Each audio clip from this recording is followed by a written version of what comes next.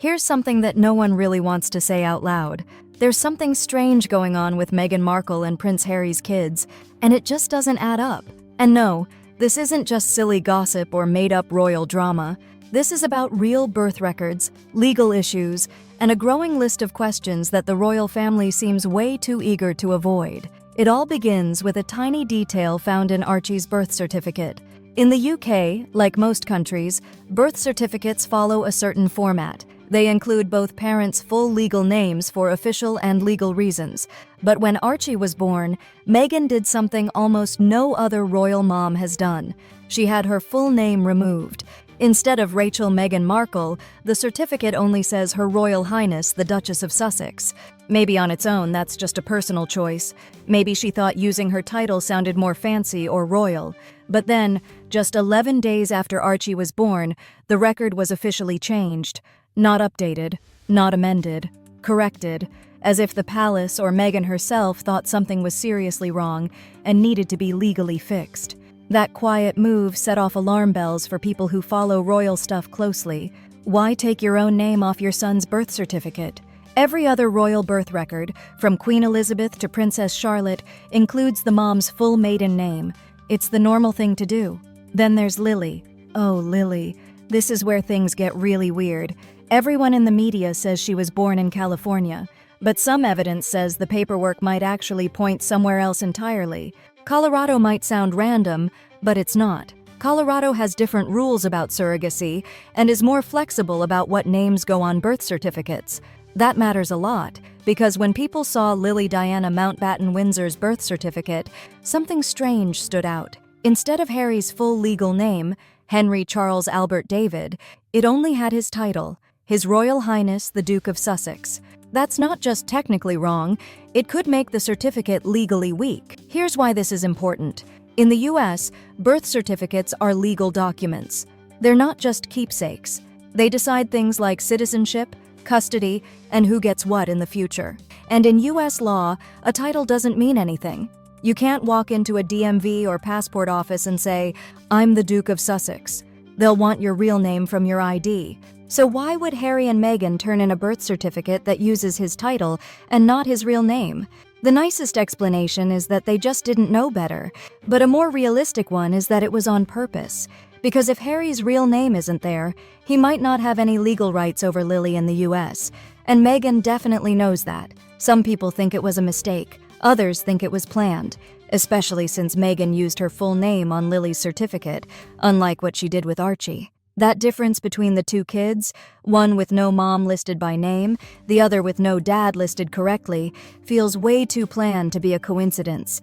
And now we get to the biggest twist, the talk about a surrogate. There's a growing rumor that the woman who gave birth to Lily wasn't Meghan at all. A 23-year-old woman in Colorado, whose name hasn't been made public, is rumored to be the surrogate. The timing, place, and paperwork all seem to line up a little too perfectly to ignore. That woman hasn't been seen or heard from since, and some say she signed strong non-disclosure agreements. It gets even stranger when you realize Colorado law makes it super easy to put the intended parents directly on the birth certificate without ever naming the surrogate. That's different from California, where the surrogate's name usually shows up at first. Colorado actually makes it easier to keep the surrogate anonymous, which might explain why the name that's missing is just as important as the names that are there. And don't forget about Meghan's health story. She said she had postpartum preeclampsia, a very dangerous childbirth problem. In her own podcast, she even said it was deadly. That kind of condition usually means staying in bed, lots of doctor visits, and long hospital stays. But strangely, right after Lily was born, Meghan was seen out in public looking totally fine. No signs of recovery, no medical precautions. Meanwhile, Harry was seen playing polo in Aspen, Colorado, just a few weeks later, happy, healthy, smiling. Would a husband whose wife almost died giving birth really be out there swinging a mallet and posing for photos? It just doesn't match the story. Now let's talk about the supposed birth certificate. What the media got wasn't a full certified US birth certificate. It was a certificate of live birth, something hospitals give to say a baby was born alive. That paper is okay to start the paperwork, but it's not the final birth record. The final birth certificate comes later from the state. So why has no one ever seen Lily's full California birth certificate? Why did the media only get the first one? It makes people wonder if the real version was never shared, or maybe it doesn't exist the way they say. That opens up another shady detail: Harry's name. If his real name isn't on the certificate, U.S. law might treat him like a stranger to Lily. No parental rights, no custody, no say in emergencies. He would have no official connection to his daughter, just a title. And titles don't count in American courts. So if it was just a mistake, why hasn't it been fixed after all this time? Fixing it wouldn't be hard. Just file an amendment. But nothing has changed. It's like they don't want to fix it. Then there's Archie's case, which adds even more questions. Meghan's sudden removal of her own full name from his UK birth certificate now seems suspicious when you look back. Could she have done it to distance herself from the legal paperwork in case of future problems? Usually, a mom adds her maiden name to make things clear and legal, but Meghan erased hers and only left her title. When people asked her about it, she said the palace made her do it. If that's true, the next question is, why would the palace want her real name off her firstborn child's birth record? These aren't little mistakes. These are official papers that decide things like inheritance, legal parents, and royal titles. Yet with both kids, the documents seem designed to be unclear. It almost looks like each parent only has full rights to one child, and not the other. What kind of family setup is that? Unless there's something they're hiding, something big.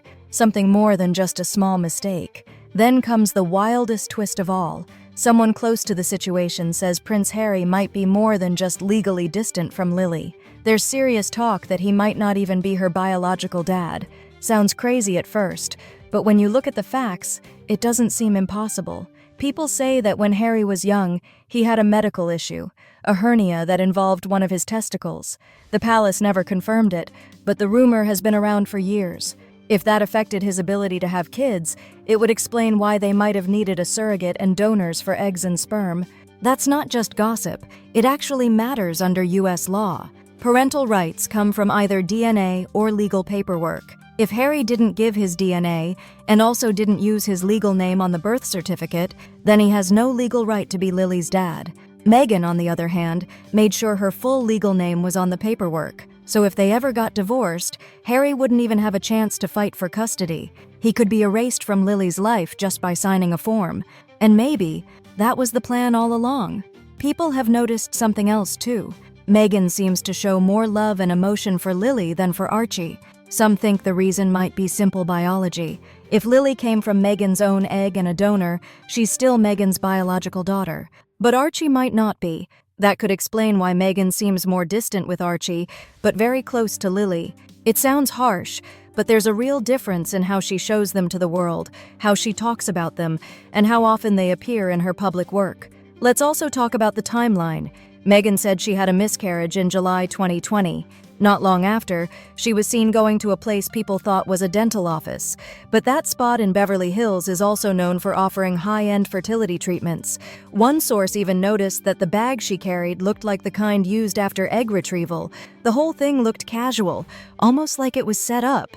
And if she really had a painful miscarriage, her fast public appearance and cheerful attitude didn't match the situation.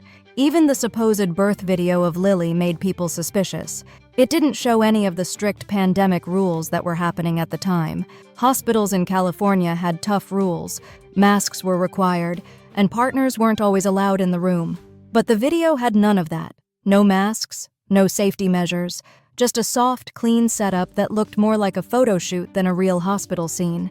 Even the hospital said back then that visits were very restricted. So how was Meghan, a famous person, allowed to skip those rules?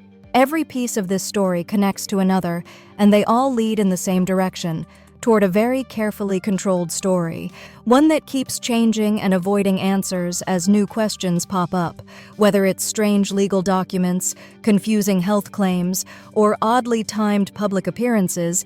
Everything hints at a bigger truth hiding right in front of us. And when that truth finally comes out, whatever it is, it won't just be a royal family issue. It'll shake the world, because when your children are part of the royal line, your secrets don't stay secret forever.